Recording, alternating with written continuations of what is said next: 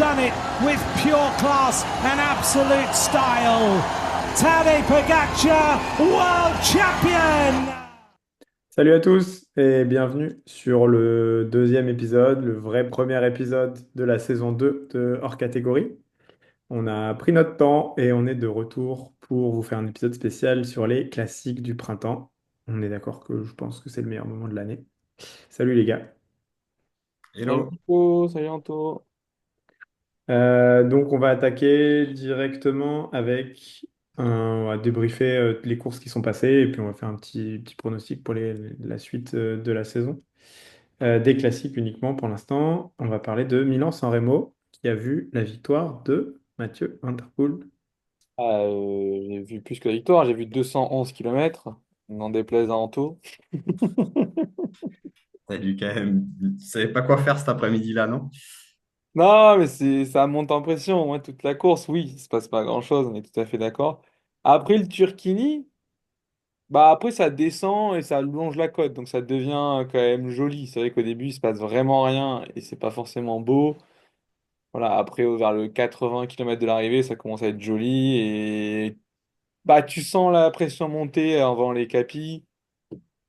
Et puis cette année, en plus, on a eu vraiment quelque chose dans la Chypressa, ce qui est quand même rare. D'habitude, ça monte au train, ça fait péter personne. Je crois que même Steven a dit j'y crois pas, ça fait des années qu'on en parle et il se passe jamais rien. Bon, la preuve que ça peut arriver. Donc non, franchement, la course était ahurissante et ça fait que monter dans mon estime Milan-San Remo en termes de... C'est dingo, quoi, vraiment.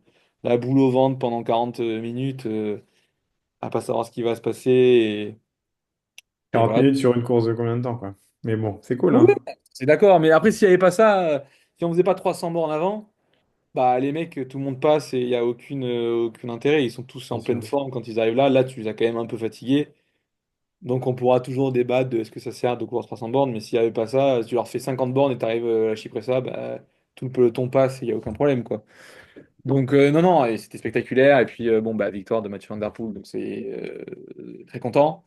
Et puis bah, course spectaculaire entre les deux meilleurs coureurs cyclistes du monde sur classique actuellement. Donc c'était merveilleux.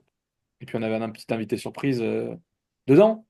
On pensait pas forcément, enfin qu'on savait très très fort en vrai depuis le début de saison. On le voyait notamment à Tirreno qui marchait fort. Mais de là, je pense à les suivre comme ça, enfin j'aurais pas misé. Ouais.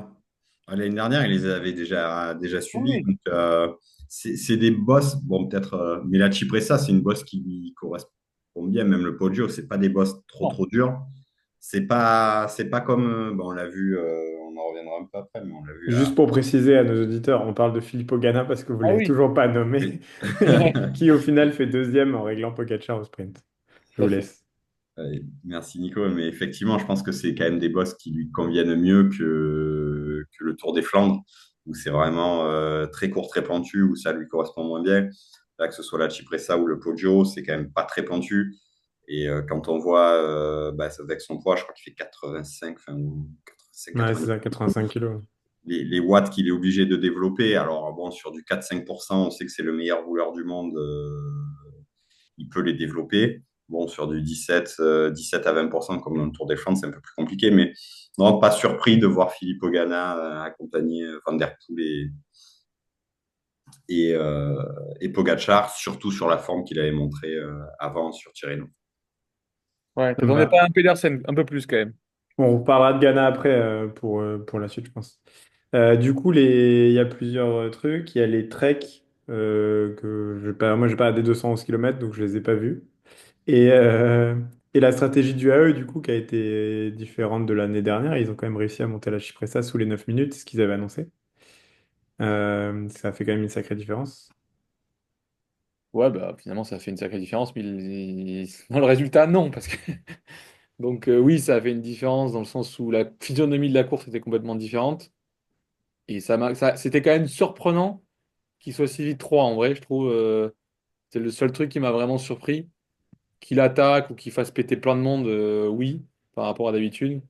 Par contre, qu'il soit 3 voire 2 si rapidement, bah j'avoue que je m'y attendais pas. Et surtout, l'écart était monumental, mais très très rapidement, quoi. Donc, Donc voilà, et je crois qu'en fait, ils battent tous le record en ça, parce que je crois que le record était 9,15 ou 9,20, et du Hmm. coup, bah, il passe à 30 secondes, donc en gros, tout le monde a battu le record de la montée. Donc non, c'était hyper impressionnant, la vitesse et tout, et seul truc, c'était vraiment, je m'attendais pas à ce qu'il y ait que trois coureurs en haut, quoi. Ouais, mais ça veut dire que ça avait dû visser vraiment fort et qu'en fait, au moment où il a attaqué, tout le Ah monde oui, devait déjà être dans le rouge. C'est que le pied a dû être monté vraiment, vraiment fort. ah oui, y a pas de débat, mais quand même, je m'attendais, Pedersen, par exemple, j'attendais qu'il soit là. Bon, apparemment, il était un peu malade, etc., mais j'attendais que lui ou d'autres soient quand même capables d'être, si ce n'est pas là, au moins dans un deuxième groupe, pas trop loin. Là, j'ai l'impression qu'il y en avait trois et un gros peloton, enfin, un gros, une quinzaine, vingtaine de mecs, quoi. Donc, surpris de ça. Et après, qu'il lâche pas Mathieu Van Der Poel tout court, c'est que Mathieu Van Der Poel était très fort, mais ça m'a pas non plus méga surpris qu'il arrive pas à le lâcher, quoi. Je sais pas. Parce que c'était pas assez dur. Ouais, parce que c'est pas assez dur et parce que Mathieu Van Der Poel est quand même très, très, très, très fort aussi. Il est, je pense, un cran en dessous de Xavier Pogacar. Bah, d'ailleurs, on le voit sur les Hmm. Flandres. On en Mais il est quand même, reparlera. mais on en parlera après, mais dans l'ensemble, il est très très très très fort et des efforts hyper intenses de 1, 2, 3 minutes. Bon, faut vraiment être très très très fort pour arriver à le lâcher et que Mathieu Van Der Poel soit pas dans un bon jour, ce qui apparemment n'était pas le cas, il était dans un bon jour. Enfin, il a dit qu'il avait failli lâcher plein de fois, j'en suis pas sûr. Je pense qu'il a été très malin, il a pas roulé, il a laissé faire Pogacar les efforts. Il a fait un effort en haut du podio d'essayer de lâcher. Sinon, il n'a pas mis d'attaque. Il a juste répondu. Et à chaque fois, dans ses réponses, bon, on a vu qu'il n'avait pas de mal à tenir la roue, quoi. À un moment, même en 2-1, il prend Le le bidon. bidon, Voilà, je pense pas qu'il était méga inquiet quand il voyait ses jambes qu'il allait péter, quoi. C'était- Non, mais je pense pas qu'il soit moins fort. Je pense que quand il court correctement comme il a fait sur Milan-San Remo, je pense qu'il est aussi fort. Enfin, on y reviendra après sur les Flandres, mais il a quand même fait beaucoup, beaucoup d'erreurs Oui. qui lui ont coûté, à mon avis, effectivement, il disait qu'il avait un peu moins de jambes, mais bon, vu les nombreuses erreurs qu'il a faites sur le Tour des Flandres, mais on y reviendra. Euh, non, après, Par contre, j'ai été surpris. Là où j'ai vraiment été surpris, c'était un petit peu sur l'attitude de Pogacar. On parlait des erreurs de Mathieu Van Der Poel sur le Tour des Flandres. Je pense que Milan-San Remo, Pogacar a fait pas mal d'erreurs. Alors autant l'attaque dans la Cipressa était bien, autant dans le Poggio, il a fait ce qu'il a pu, mais je pense que c'est pas assez difficile en effet pour lâcher Mathieu Van Der Poel. Autant son attitude au sprint, j'ai absolument rien compris. Enfin, je dois avouer que de Pogacar. ouais, Ah ouais. pourquoi il laisse autant d'écart, ne serait-ce avec Ghana. Pourquoi il laisse Van Der Poel partir sur la gauche tout Oui. seul. Ça, on Ouais, est d'accord. j'avoue que j'ai pas compris son sprint. Pour moi, l'écart qu'il prend par rapport à Ghana, c'est évidemment pour avoir un peu plus d'élan parce qu'il a moins de puissance pure. Après, l'erreur qu'il fait, oui, c'est de laisser Mathieu sur la gauche. Oui. Il pouvait tout contrôler. Donc, et c'est ce qu'il a fait. Ouais, mais tu sais que Ghana va faire un sprint en puissance, que justement, c'est pas le mec qui a la plus grande giclette. Donc, au contraire, il faut être dans sa roue pour qu'il te fasse un Mm. lead-out et après, tu le dépasses. Ouais. Effectivement, Mathieu Van Der Poel, bon, quoique il a fait un sprint long, mais généralement, il a quand même une giclette, un coup Ouais. Bon. d'accélérateur qui est assez important. Donc, oui, que tu te mettes pas dans sa roue, ok. Ghana, il est très, très fort, mais il est pas reconnu Ouais. pour être le Bah, meilleur. et ça fait quand même 1 ou 2 ans qu'il fait beaucoup de sprints massifs. Oui. Moi, je Oui. pense, étant Pogacar, j'aurais eu un peu peur de Ghana et je pense que c'est pour ça qu'il a fait ça. En se Mais on est disant que d'accord. Mathieu était plus punchy et du coup qu'il partirait plus tard. Je pense que c'est ça qu'il se disait. Après, dans les interviews d'après-course, Mathieu a dit qu'il avait énormément bossé les sprints longs, justement dans cette optique. Donc, je Mais peux comprendre la stratégie de Pogacar. ouais, mais après, comme Anto, il a raison, c'est pas le plus punchy de base. Ghana, oui, il fait des sprints massifs, bah, surtout cette année, mais c'est un poursuiteur de base. Donc, c'est plutôt quelqu'un qui va envoyer des gros, gros, gros watts sur 4 minutes. Et du coup, oui, il est punchy, il faut pas se leurrer, mais je suis pas sûr qu'il soit plus punchy que Mathieu Van Der Poel sur un démarrage, Ah ou bah même non. Pogacar.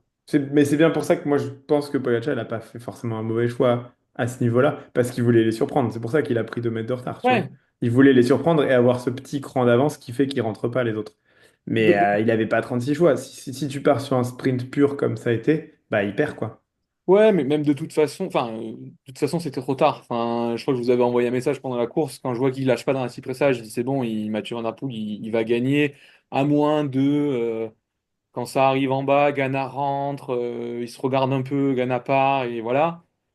Mais bon, Tadej Pogacar, il regarde pas trop, de toute façon, ce qui se passe, il s'en fout. Donc, On l'a vu encore au pour rang 2. moi, quoi?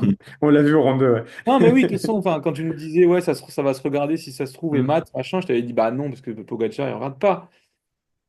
Il est au-dessus, donc il sait qu'il est au-dessus, et du coup, il se permet de jamais regarder, jouer des coups comme on a parlé l'été dernier avec Mathieu Van Der Poel et Wout van Aert au JO, où les mecs ils se regardent, et puis bon, bah, l'écart est fait, quoi. Donc, en, à partir du moment où il n'avait pas lâché, enfin, on aurait pu dire, il aurait pu faire 6 à chouette. Je pense que tant qu'il n'arrive pas à lâcher Mathieu Van Der Poel, bah, il peut faire un peu tout ce qu'il veut, il n'arrivera pas à le battre au sprint, normalement, à moins que Mathieu soit vraiment cramé. Et voilà, donc même si son sprint, il aurait pu faire si ça, bah, je vois pas comment il aurait pu battre Mm. Mathieu Van Der Poel. Et d'ailleurs, bah, finalement, le premier part, et Ghana, il part derrière, il le rattrape un peu sur la fin, mais à peine. Et Pogacar, c'est pareil, il n'y a personne qui se déboîte à un moment donné pour. Voilà, donc finalement, le sprint a donné l'ordre de la course, même si le 2 et 3 auraient dû être inversés. Mais donc, je vois, enfin, il aurait pu faire plein de choses différemment. Il aurait pu avoir Del Toro qui poussait un peu plus loin. Si, je pense pas que c'est changé quoi que ce soit là. In fine, Mathieu Van Der Poel aurait gagné, quoi. Ouais, je pense que moi, je suis d'accord avec toi. Je pense qu'il gagnait, mais bon, ne pas être dans la roue de, enfin, laisser un écart, ok. Ne pas être dans la roue de ni de Ghana ni de Van Der Poel et Van Ouais, Der Poel 20 mètres sur la gauche. Je... Après, je suis pas Pogacar, j'ai pas les jambes de Pogacar. Je pense que c'est peut-être d'ailleurs son défaut. C'est que pas ses jambes. Pardon? Que tu n'aies pas ses jambes, c'est son C'est qu'il a défaut. pas tes jambes un peu. C'est ça le défaut de Pogacar. Ah, je pense que le défaut de Pogacar, c'est peut-être qu'il est trop fort en réalité et que du coup, il se dit, oh, de toute façon, entre guillemets, même si je suis moyen en tactique, ça va passer. Mais Enfin, voilà. Je peux le voir de temps en temps. Il fait des bêtises. J'ai écouté un des replays des Rois de la Pédale où je crois que c'est Gratia qui disait aussi un truc qui était plutôt intéressant. euh, que sur Milan-San Remo, c'était plutôt Pogacar qui avait la pression, parce qu'en plus, il l'avait pas encore gagné, et que Mathieu, c'était un peu bonus, et que du coup, il a peut-être un peu surjoué, tu vois, essayé d'attaquer, de pousser, de machin. Et au Flandre, on en parlera encore, mais au Flandre, c'était peut-être un peu l'inverse, où c'est Mathieu qui avait plus la pression, et donc qui a surjoué. Et je me disais que c'est pas si déconnant que ça, parce que Pogacar, elle a quand même cramé un paquet de cartouches, même si ça aurait peut-être pas changé le sprint final. J'ai trouvé que c'était pas forcément faux sur au moins peut-être pourquoi avant il a pas lâché tout le monde. ouais, ouais.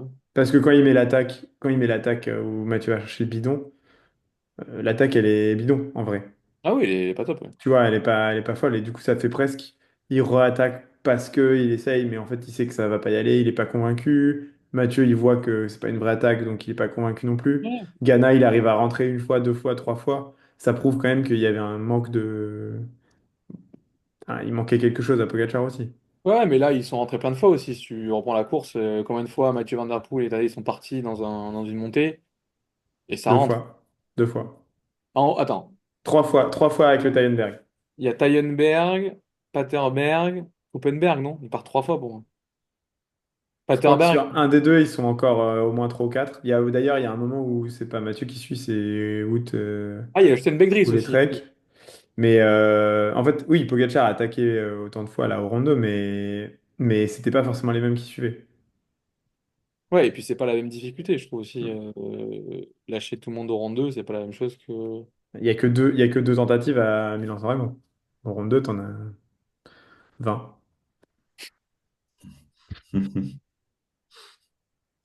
Mais Et- Ok. de toute façon aussi, ce que j'avais, enfin, Steve Chenel avait dit un truc intéressant, c'est que Mathieu Van Der Poel aussi était malin, il a ralenti le sprint pour faire tout sur la giclette de démarrage, quoi.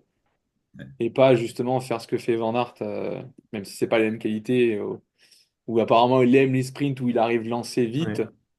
Et bon, finalement, il se fait Bah, tréfler. Mais raison de plus pour Pogacar, je vais encore le défendre, raison de plus pour Pogacar de reprendre de l'élan. Parce qu'il sait que sur la giclette pure, il n'arrivera pas à les battre.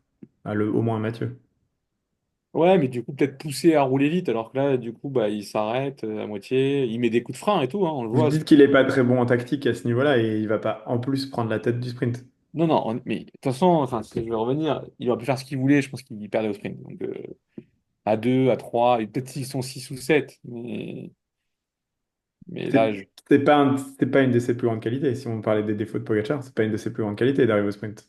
non. Bon, il va vite quand même, parce qu'il a quand même battu des Van Aert au sprint. Dans quelles conditions? Tu vois, je vois le MSR de l'an dernier, tu vois Oui, quelques oui, sprints où ils arrivent à 4-5, il fait rarement, oui, bah, il c'est rarement sûr que gagne, quoi. l'année dernière, c'est Philipsen et Matthews, donc Oui, ça mais il fait pas va. 3, mais il fait pas 3. Tu vois ce que je veux dire? Si, il Il fait 3. fait Ah non, il 6 fait ou 4. 7. Ouais, il fait Non, 4. Il fait 4. Il fait pas de podium l'an dernier. il fait pas podium. Moi, je vais vérifier.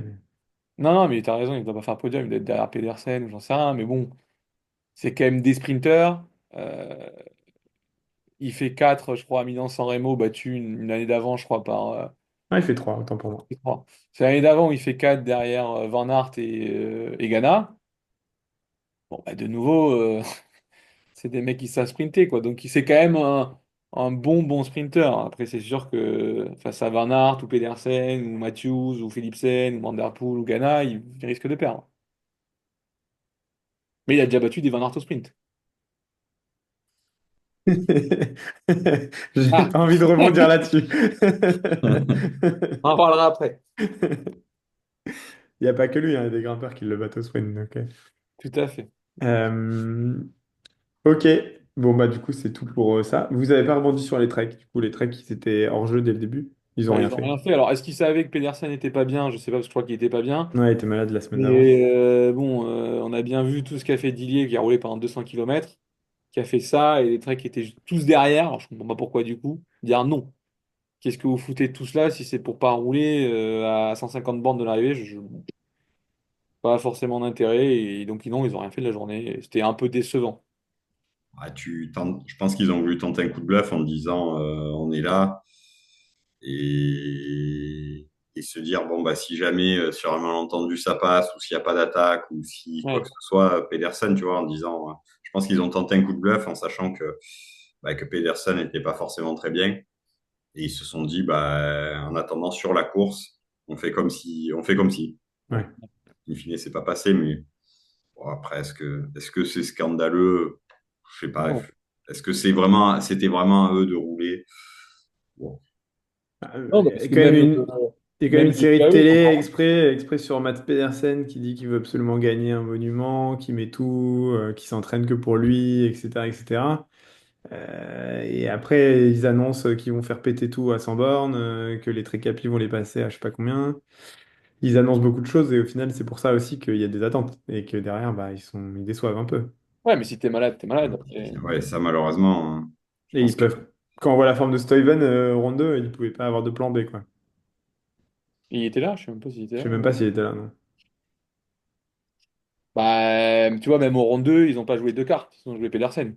Ouais, ouais. Oui, oui, parce que Pedersen était bien revenu. On va parler de Gant Wevelgem après. Ouais.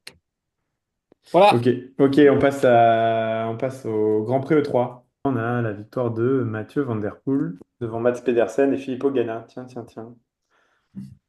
On a Steven 5 quand même. Il fait 4 du coup, Jorgensen? Non. Pedersen, Casper Pedersen fait 4. Ah oui, c'est Stefan vrai. Kung 6. Matteo Jorgensen 9e. Ah, il doit avoir aimé De Ghent aussi, quelque part. Ok. Ouais, 7e, mais de Ghent. Velens.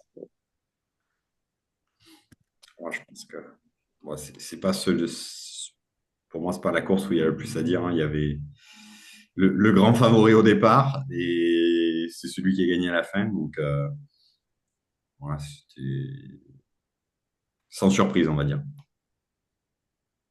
Ok. Ouais, je suis d'accord. En soi, on a vu que Pedersen était fort. On a vu que Van Aert était moyen. pour X raisons, placement, revient de stage, machin chouette. On a vu que Van Der Poel était très très très fort, c'était le meilleur. Et puis, il a mis une attaque dans le vieux Quarmont.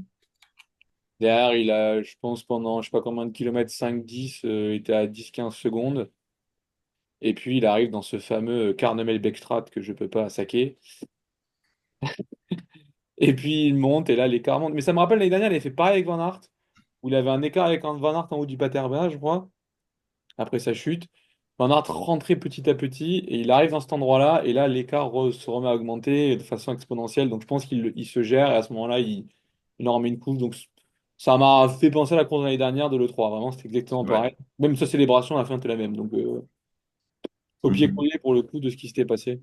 Je pense que le seul fait de cette course, c'est vraiment Van Aert, moyen, très moyen même, qui a fait derrière remettre en cause un peu toute sa stratégie de je mise tout sur les Flandres et Roubaix, etc.,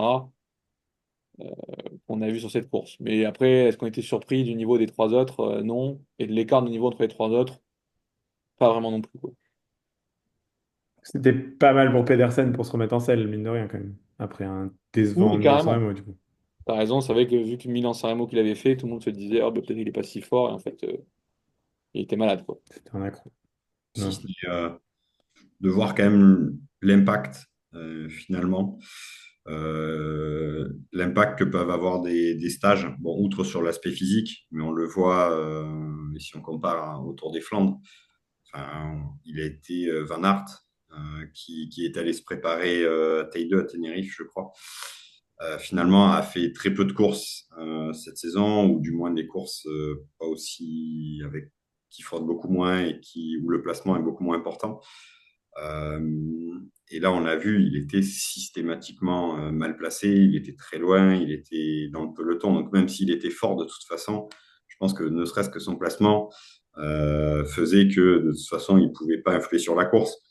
Et c'est là, effectivement, que parfois, bon, hormis certains extraterrestres comme Pogacar, qui sont effectivement une jambe au-dessus de tout le monde, donc ça aide pour le placement, hein, forcément. Mais sinon, pour les autres coureurs, je pense que c'est quand même très important de faire quelques courses de préparation.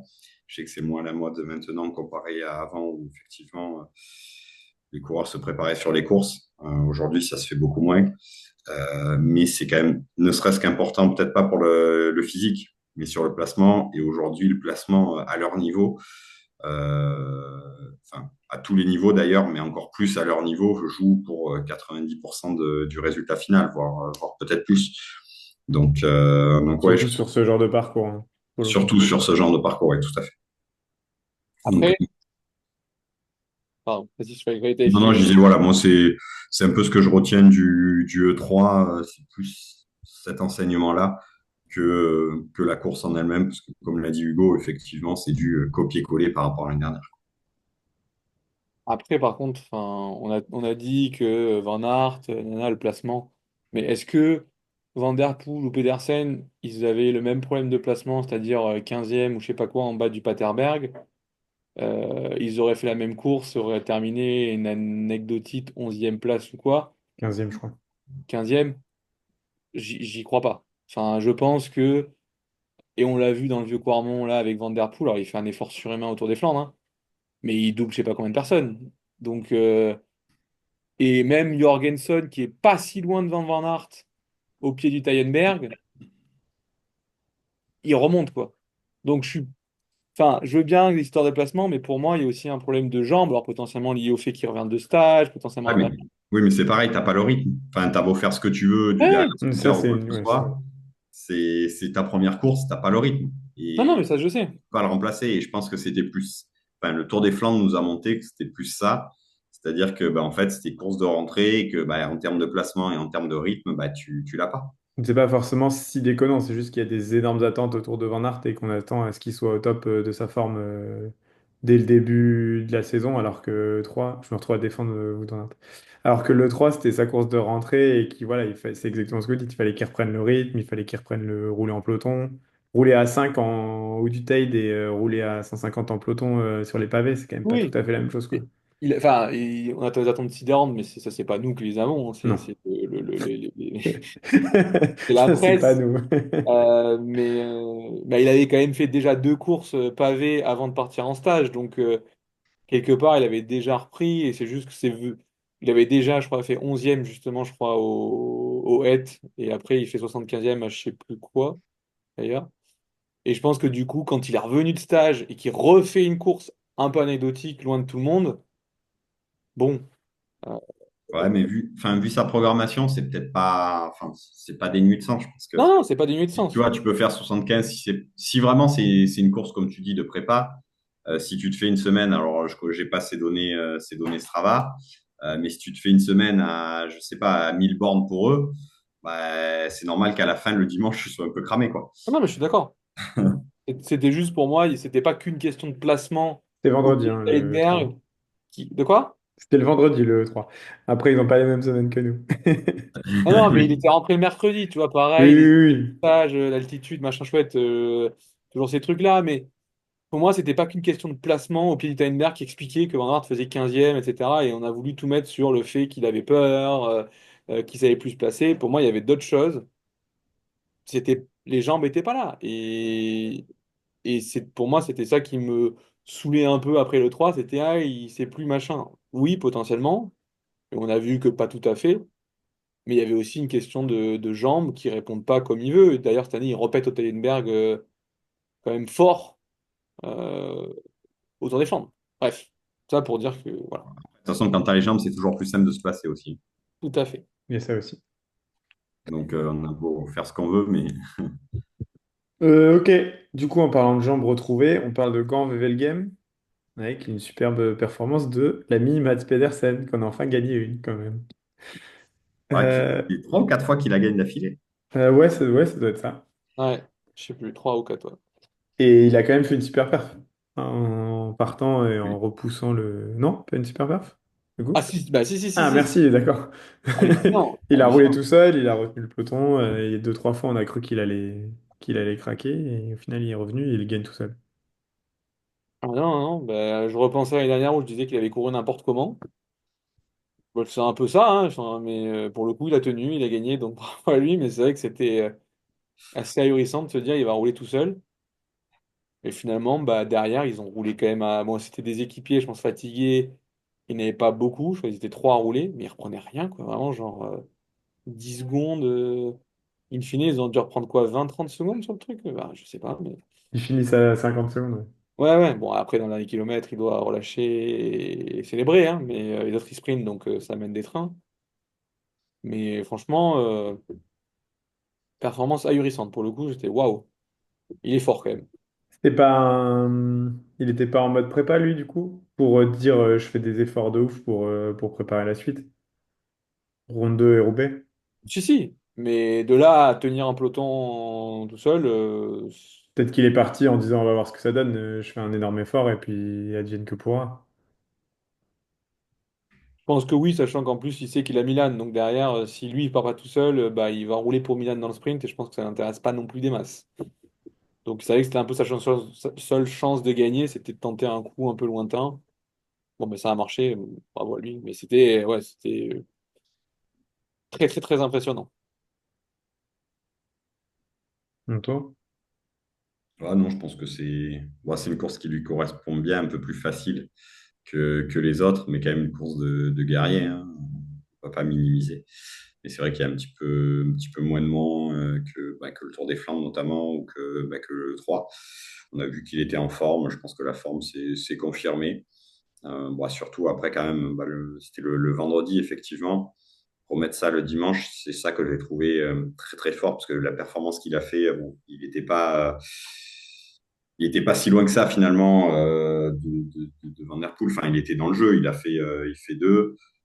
La remettre ça dès le dimanche et faire une performance comme ça dès le dimanche, je me suis même demandé s'il en avait peut-être pas fait un petit peu trop, qu'il avait peut-être pas sur 2 jours là laissé un petit peu trop de cartouches, sachant que dans son programme, il faisait derrière à travers la Flandre le mercredi, donc ça faisait 3 courses en 5 jours avec 3 efforts ultra violents. Il faut quand même récupérer derrière pour le dimanche suivant.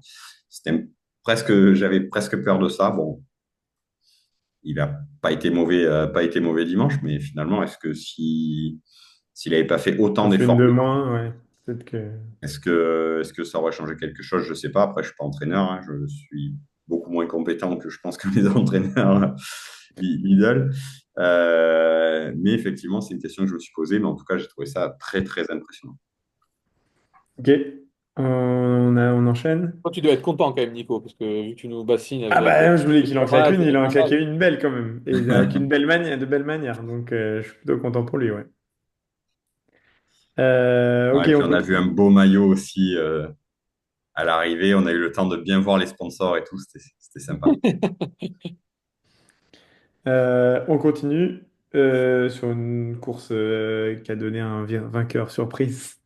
Après une belle, belle démonstration de tout le talent des directeurs sportifs à travers la Flandre, de Visma, donc à travers la Flandre, où on a Nelson Poles qui a battu les trois Jumbo Visma après une échappée à quatre, Les rondement Visma menée. Bike, les Visma Visma Lease a Bike, pardon, tant pour moi. Bon, je voudrais pas impliquer Jumbo là-dedans. Euh, du coup, c'est quoi, qu'est-ce qui s'est passé? Erreur de choix de la part de Van Aert qui s'est surestimé comme il l'a dit. Est-ce que Alors, les pour DS remettre un auraient petit dû peu de faire autre chose? contexte, pour les auditeurs, en fait, c'est l'équipe Visma Lease a Bike qui fait une bordure, hein, clairement.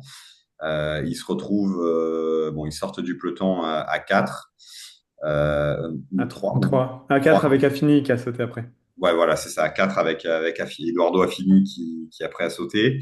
Ils reviennent sur l'échappée du jour. Et dans cette échappée, il y avait notre ami Nelson Paules, qui a été le seul à pouvoir ensuite accompagner le train Visma Lease a Bike. Et ça a vraiment été un train jusqu'à l'arrivée où il n'y a jamais eu une attaque. Il y a eu une attaque Ouais. toute maigrelette, on va dire.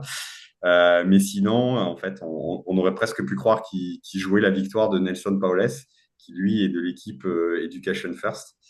Parce qu'autant, effectivement, on avait vraiment largement rigolé, c'était en 2012, du coup, oui, 2012, avec où, pareil, mes aventures étaient arrivées à la Quick Step à l'époque, où ils étaient trois et Jan Stannard de Ineos, Sky à l'époque, je crois d'ailleurs, avait gagné. Mais à cette époque-là, ils étaient tombés sur la personne la plus forte du jour et ils avaient fait qu'attaquer, même si derrière, ouais, ils avaient pas forcément fait tout le taf, tout ça, mais au moins ils avaient essayé, ils étaient vraiment tombés sur quelqu'un de plus fort. Là, j'ai quand même eu l'impression qu'à part vouloir mener Paules à la victoire, je sais pas. Alors techniquement, ce qu'ils ont dit, c'est qu'ils ont voulu mener Woods à la victoire quand même, Van Aert, avec Tige Benoît et Jorgensen qui sont pas quand même des peintres. Et en gros, objectivement, il y avait deux stratégies. Soit ils essayaient d'attaquer au max Paulès jusqu'à ce qu'il y en ait des trois qui arrive à partir sans être sûr de qui allait gagner. Et la deuxième stratégie, c'est ce qu'ils ont fait, c'est-à-dire d'amener Wout van Aert, qui est quand même censé être un très très bon sprinter, bien meilleur que Paulès, de l'emmener au sprint, de faire le train comme ils ont fait, et que Van Aert gagne devant Paulès au sprint, quoi. Enfin, ouais, ouais, très bien. Enfin, je comprends pas. Enfin, pour le coup, je comprends pas parce que qu'est-ce qui empêche d'attaquer? Finalement, d'attaquer à 15 bornes de l'arrivée, ou même un peu loin. 15 bornes de l'arrivée, de faire rouler Paulès. Le mec devant, tu lui dis, si vraiment la consigne, c'est de faire gagner Wout van Aert, tu attaques à 15 bornes de l'arrivée, Paulès veut pas rouler pour revenir. Le mec devant, tu lui dis, écoute, reste à 15 secondes, on va juste le faire rouler un peu plus. Et Van Aert voilà, aurait pu très bien gagner avec ça. Et ça n'aurait pas été à eux de rouler. Ça aurait été Paulès qui aurait fait les plus gros relais. Enfin, ouais, je comprends pas. Et puis après, de faire ou au pire, si la stratégie était de gagner, bah, dans ce cas-là, enfin, ils font un chacun. La stratégie n'était pas de gagner, sinon ils n'auraient pas fait ça. La stratégie était de faire un sprint pour Wout, pour qu'il puisse lui gagner au sprint et se rassurer, quoi. Ouais, mais dans ce cas-là, enfin, ouais, bon, on pouvait présager peut-être du sprint. Euh, du sprint au Tour des Flandres. Hein. C'était peut-être une préparation et OK. Mais j'ai quand même du mal à voir voilà, dans le final du Tour des Flandres, 3 Visma Lease a Bike, accompagner Van Der Poel et Pogacar, et faire un lead-out pour que Wout van Aert règle au sprint Pogacar et Van Der Poel. Enfin, j'ai quand même du mal à l'imaginer. Quoique, enfin, ils ont été très forts, hein, mais de là, ce qui est Non, Benoît. non, mais je suis d'accord, il y avait 12 000 autres stratégies, ne serait-ce, même s'ils voulaient absolument faire gagner Van Aert, ils auraient pu faire des cassures. Une fois, il l'a fait Benoît. Ouais, mais On a vu, t'as vu comme il est rentré. mais bien sûr, on a vu Paulès voler sur les pédales, quoi. Enfin, c'était impressionnant. Et ça, ils auraient pu le faire, hein, on en a Ouais. parlé d'ailleurs ce week-end avec Barouche, ils auraient pu le faire 10 fois jusqu'à ce que Paulès y pète un plomb et qu'il essaye d'attaquer. Et là, il le contre. Enfin, il y avait plein de stratégies à mettre en place. euh, Autre que attendre en fait. Et après, ils ont dit qu'ils ont eu peur que ça rentre derrière. Les mecs sont trois à rouler comme des brutes, Ouais, à voire 45 quatre, secondes. parce que Paulès, au final, Paulès, il a quand même bien Ouais, il roulé a avec roulé. eux, hein. Il a Ouais. passé 3 relais sur 4 quasiment, donc il a pas beaucoup ratonné. Non, non, Non, d'ailleurs, il a commencé à ne plus rouler quand ils ont fait la cassure. Et il ouais. avait raison, pour le coup. Oui, carrément. Non, J'étais étonné qu'il roule autant en plus. En vrai, je me disais, mais pourquoi il roule lui? Bah, Ouais. il a qu'à chiller dans les roues. Hein, mais bon. Après, lui, il a très très bien joué parce que il Ah, il les a roulait comme ça, il justifiait pas, il pouvait pas se ouais. justifier de l'attaquer. Le mec, il roule, on va pas l'attaquer. Et ils se sont fait prendre à leur propre piège en essayant d'attendre au maximum avant d'attaquer, mais au final, bah, ça n'a pas marché. Et donc, Anto, tu dis que si jamais les mecs ils arrivent à 3. Enfin, en fait, j'ai du mal à me dire autour des Flandres, ils essaient pas de faire gagner Van Aert absolument, et il y a Tish Benoot ou Jorgensen. Je suis d'accord avec toi, Non, enfin, mais amener, t'as Pedersen, Van Der Poel et Pogacar avec toi, et t'es trois, bah, il faut que tu essayes un truc pour essayer de gagner. Mais d'un autre côté, je me dis, ne pas faire gagner Van Aert alors qu'il veut que ça, gagner le Tour des Flandres et Paris-Roubaix. non, non, c'est pas ce que je dis. Je dis, en fait, tu veux te préparer pour les Tours des Flandres, donc tu te dis, mais le sprint qu'il y a quand t'as Ah deux oui, lead-out et quand tu arrives dans un final à 3 ou 4 d'un Tour des Flandres, de toute façon, tu savais que tu n'avais pas de lead-out et que tu devais faire un Ouais. sprint sur la ouais, fatigue tout seul. ouais, Donc, est-ce que c'est vraiment se rassurer que de dire, ah ben, j'ai gagné le sprint face à Nelson Powless avec 2 mecs qui me tirent devant? C'est ouais, vrai que pour le coup, il avait plus à perdre qu'à gagner et il a Il tout avait, perdu. et c'est ça, c'est que au niveau de la confiance, il avait plus à perdre qu'à gagner. Au pire, il faisait gagner un de ses Ouais, coéquipiers et on exactement. aurait dit, bah, il a joué la stratégie d'équipe. On ne sait pas s'il avait gagné ou pas, et même lui-même, il ne sait pas s'il se serait fait mhm, battre ou pas. Là, et quand bien même il aurait gagné avec cette stratégie-là, on aurait dit, bah ouais, mais en fait, autour des Flandres, il n'aura jamais 2 mecs pour le ouais. mener. Et derrière, bon, j'adore Nelson Paulès, mais je l'ai découvert sprinter.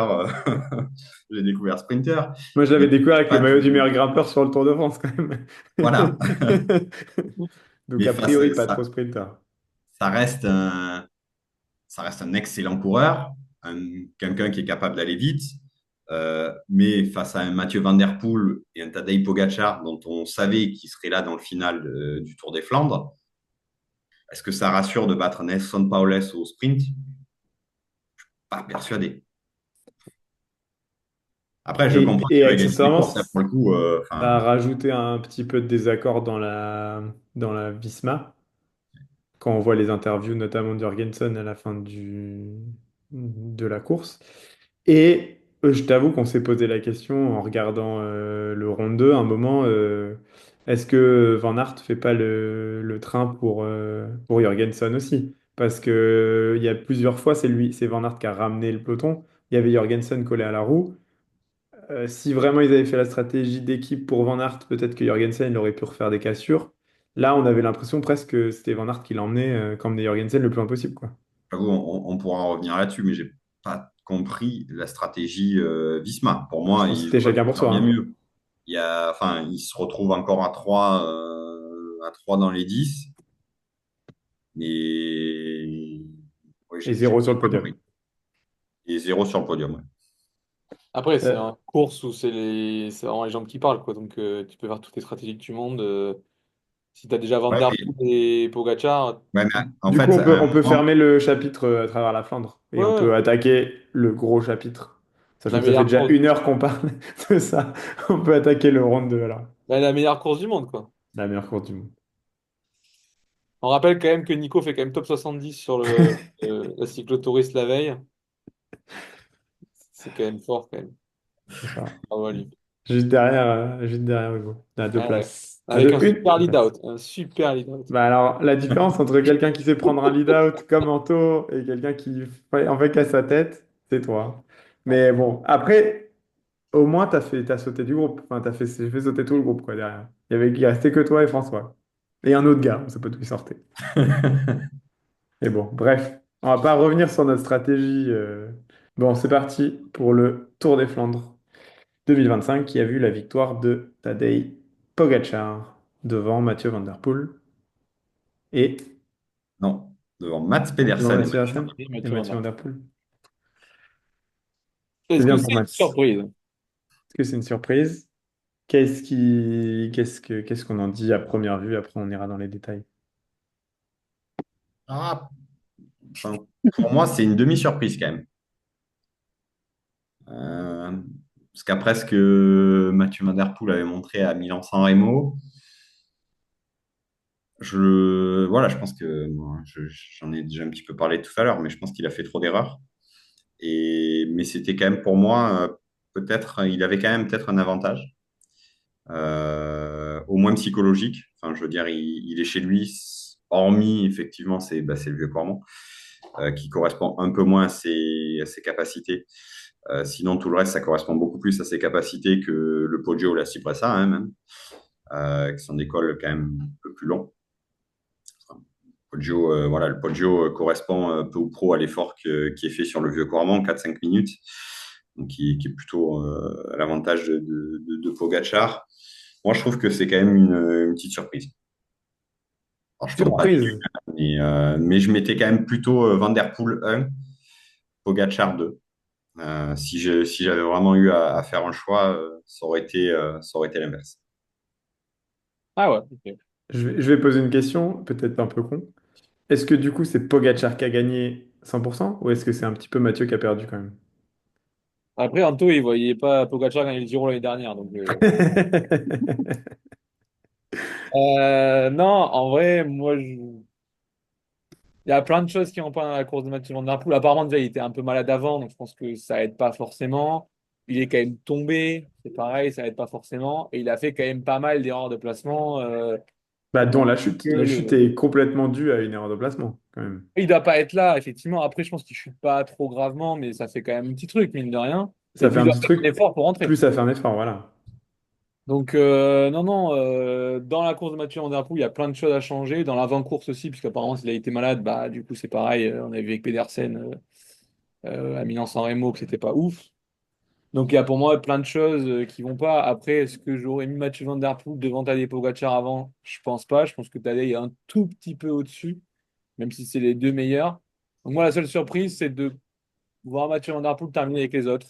J'aurais dit, il va terminer entre les deux assez proche de Pogacar, mais pas avec Pogacar, parce que Pogacar arrivera à un moment donné à le faire sauter dans un mont. Même si j'aurais adoré voir le contraire, j'avais un petit peu d'espoir, même si Milan-San Remo et le Grand Prix E3 m'avaient donné quand même de nouveau de l'espoir. Mais trop d'erreurs de placement pour moi. Mais pour autant, dire que c'est Van Der Poel qui a perdu et pas Pogacar qui a gagné, non, je pense pas. Je pense qu'il était un petit peu au-dessus de tout le monde. D'ailleurs, même Van Der Poel l'a dit, il était au-dessus de tout le monde, il a gagné, quoi. Parce que là, Mathieu Van Der Poel s'est quand même fait exploser le caisson sur la dernière attaque de Pogacar dans le Vieux-Cormont. Ah oui. On le voit, enfin, du coup, j'ai quand même bien regardé parce que nous, on l'a vu passer devant nous. Mathieu, il était à l'arrêt. Et il se fait ramasser par les autres. Ouais. C'est assez hallucinant, quoi. Donc, il a vraiment été dans le rouge, Ah oui. rouge-noir, quoi, pour essayer de suivre jusqu'à ce qu'il explose. Mais quand il a explosé complet, quoi. Donc, c'est pas si étonnant, vu la physionomie de la course, qu'il finisse avec les autres, parce qu'après, il y avait plus trop Ah oui, de carrément. moyens de Non, rentrer, non, quoi. mais à partir du moment où il explose et quand tu le vois à la caméra du dessus, bah, tu vois l'écart, mais qui augmente à chaque mètre, il prend 10 mètres, quoi. Donc il n'y a pas de débat sur après quand il finit avec les autres. La Même question que je me pose quand même, avec- c'est le groupe derrière. Il y a quand même Wout van Aert, Mathieu Van ouais. Der Poel. Ouais. Jesper Stuyven et Matt Pedersen. Sachant que Stuyven se sacrifie pour Pedersen, comment ils ont pu ne pas rentrer? Et plus que pas rentrer, parce que si t'es... En fait, pour moi, c'est comme l'étude. Si t'es moins fort, t'as beau être 4 machin, on l'a vu au Grand Prix E3, on l'a vu dans d'autres courses. Les mecs, ils sont plus forts, bah tant pis, et t'es 1 contre 3, bah tu les as fait péter, en fait. Tu les as fait énormément péter. Les mecs, ils sont plus mal que toi, en fait. Donc, pour moi, ça m'étonne pas. Par contre, quand tu vois le temps qu'a perdu le groupe Kung Benoît, je crois sur les 13 dernières bornes, je crois qu'ils doivent perdre une dizaine de secondes. Alors que le groupe Mathieu Van Der Poel et Enco, là, ils perdent 40 secondes, quoi. Donc Ouais, pour moi, ils roulent pas tous à bol, déjà. ouais. Après qu'ils rentrent pas, oui, pourquoi pas. Mais c'est surtout la quantité de temps Ça qu'ils te perdent. surprend pas, ça vous surprend pas. Parce que franchement, quand tu vois, c'est quand même pas des peintres, enfin, c'est des rouleurs de fou. Il y a que Pogacar tout seul. Les mecs, ils sont qu'à 15 secondes ou 12 secondes en haut du vieux Quarmont. Il y a quand même une chance qu'ils rentrent. Ils peuvent limiter la case jusqu'au Paterberg. En descente, ils perdent pas de temps. Et après, il y a quand même 13 bornes de plat. Ok, Pogacar, c'est un des meilleurs rouleurs, mais quand même, à ces quatre mecs-là, plus comptant Stuyven qui se cartouche pour Pedersen, moi, ça me surprend toujours quand même, cette histoire. Moi, je pense que c'est surtout mental. Effectivement, Pogacar était plus fort, un, un peu plus fort, mais je pense pas qu'il était. Si tout le monde s'était mis à 100% à bloc au moment où il y avait 15-20 secondes sur la relance, je pense qu'ils auraient pu revenir. Mais je pense que c'est l'aspect mental, c'est-à-dire qu'ils se disent que c'est Pogacar, qu'il a fait péter tout le monde et que de toute façon, il est un peu plus fort.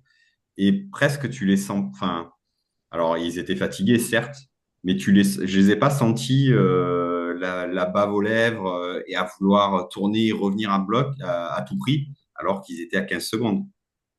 J'ai pas vu une attitude vraiment qui m'a fait me dire ah ouais, ok, ils vont revenir, ils se mettent tous à bloc, ils vont revenir. Non, j'avais l'impression que voilà, après, on sait aussi que ça se joue à pas grand-chose, c'est-à-dire notamment sur la relance. Ils ont peut-être hésité, allez, 10-15 secondes, mais c'est 10-15 secondes auxquelles eux roulent à 30-35 pendant que Pogacar roule à 45. Et finalement, ça fait prendre du temps. Et après, tu te reprends un deuxième coup de bambou dans la tête en te disant, bon, bah, non seulement il m'a lâché, mais en plus, il m'a repris 10 secondes. Et après, à partir de là, dans la tête, enfin, c'est comme tout, hein, c'est comme l'histoire des coureurs qui sont peut-être un peu moins bons, mais parce qu'ils ont le maillot jaune ou le maillot rose ou le maillot rouge à la Volta, qui vont avoir le supplément d'âme. Là, je pense que comme c'est Pogacar qui les avait lâchés, bah, je pense qu'ils ne sont pas revenus. Je pense que si c'est pas Pogacar et que c'est par exemple ne serait-ce qu'un Stéphane Kung, je pense qu'il revenait dessus. Et pourtant, j'adore Stéphane Kung et je pense qu'il est très très fort. C'est un excellent coureur. Mais je pense qu'il n'a pas cet ascendant Je comprends ce psychologique que sur tu veux les dire. autres. Après, ce qui m'embête, c'est que, bon, un, déjà, Stéphane Kung ne les aurait pas lâchés. Et deux, Pogacar, ils le savent. En fait, ils le savent avant la course. Il y a des prépas mentales, il y a tout ce que tu veux. Ils savent qu'à ce moment-là, il y a des grandes chances qu'ils se fassent lâcher. Ils savent que s'ils se retrouvent à 3-4, ils sont au moins aussi forts que lui. Et je comprends pas. Vraiment, c'est un truc, ça, je comprends pas. Est-ce que c'est Ouais, mais les ça, ordres? c'est. Est-ce que c'est vraiment qu'ils peuvent plus? Est-ce que... Non, mais je pense, enfin, c'est la limite des deux. C'est-à-dire que tu es fatigué et tu as un moment où tu as beau être le plus fort mentalement, tu es quand même un petit peu moins fort physiquement, tu es fatigué, tu as beau avoir le meilleur mental du monde, à un moment, ça reste des hommes et qu'en fait, bah, tu as cette petite voix dans la tête qui te dit, ouais, mais mets-toi à 99 au lieu de 100, 102 ou 103%. Et c'est ce qui fait la différence in fine, parce qu'il reste plus fort. Après, effectivement, s'il n'était pas plus fort, je pense qu'il serait revenu, mais il fallait être à 102%. Alors peut-être pas pour Mathieu, parce que vu les erreurs qu'il a faites, mais bon, bref. Euh, il fallait être à 102% à ce moment-là, en tout cas, pour revenir sur lui. Et je pense qu'avec la fatigue, bah, ton cerveau, il réfléchit peut-être pas tout à fait pareil, quoi. C'est pour ça que tu as une oreillette aussi. Ouais, je pense que l'oreillette, à ce moment-là, entre le public, la fatigue, je pense que le directeur sportif qui est dans les voitures à je ne sais combien de minutes, je pense qu'il peut lui brailler ce qu'il veut dans les Hmm. oreilles. Je Et pense que là, après, je pense aussi, Nico, que tu oublies le fait qu'en fait, ça faisait pas qu'une fois qu'il pétait et qu'il rentrait. Donc au bout d'un moment, l'élastique, il a peut-être tendu, il a explosé. c'est Van Aert ou Pedersen, ils sont rentrés je sais pas combien de fois. D'ailleurs, moi, à chaque fois, je me disais, oh, bah, c'est fini, ils sont partis à deux. Ah ben non, ça rentre. Euh, donc, il y a peut-être un moment donné, en fait, ils ont à chaque fois essayé de rentrer. Et cette fois-ci, ils n'arrivaient plus à rentrer. Ou alors, justement, comme dit Anto, ils avaient pris le coup définitif sur la tête de, bon, bah, cette fois-ci, bah, c'est fini, on n'a pas réussi à re-rentrer avant le Paterberg. Bon, bah, tant pis, c'est fini. Et voilà. Mais je suis pas méga étonné que ça rentre pas. Et d'ailleurs, au Grand Prix E3, c'est la même chose. Enfin, d'accord, ils sont un, Van Der Poel devant, comment il s'appelle, Pedersen Pedersen, devant Ghana. Ghana. Derrière, c'est des groupes de 4 10 bah, ça reprend pas de temps. Même s'il est seul à rouler et que derrière, ils sont 4 à rouler, ou 10 à rouler, bah, en fait, ils n'arrivent pas à reprendre de temps parce que le mec, il est juste plus fort. Et du coup, bah, même en plus, et comme il disait Jackie sur Grand VL Game pour Pedersen, il disait le mec il roule tout seul, derrière ils sont à bloc, et va lui dire après 10 bornes, ah ben vous avez repris 5 secondes, les gars, c'est bien, alors que les mecs ils sont en train de se tuer. Je pense que mentalement, bah, c'est boum, en fait, on n'arrive même pas à reprendre du temps alors qu'on est à bloc. Donc je pense que c'est pareil, c'est au bout d'un moment, c'est l'aspect mental qui rentre aussi en ligne de compte, quoi. Mais ça me surprend pas non plus monumentalement parlant. Et Ok, peut-être que même chose, ok. ils étaient à bloc et que Pogacar n'était peut-être pas à bloc. Par exemple, il fait le vieux Cormont à bloc. Derrière, peut-être qu'il monte le Paterberg en se disant j'ai monté à la même vitesse que les autres, alors que les autres ils se mettent minables. Et derrière lui, du coup, quand il relance, il a de nouveau de la vitesse, quoi. Parce qu'il s'est pas mis à bloc. Et du Ouais. coup, les jambes sont plus fraîches, il peut rerouler plus rapidement, tu vois, genre. Il y a plein de facteurs, mais je suis pas monumentalement surpris de ne pas rentrer sur quelqu'un, même s'il est tout seul, bah t'es 4, bon bah t'es 4. Sachant que c'est le plus fort à la base. Et je vais plus fort à la balle. Oui, Sur après, oui, la oui, oui, d'accord. Je vois ce que vous voulez dire. Après, ce qui m'embête, c'est plus sur la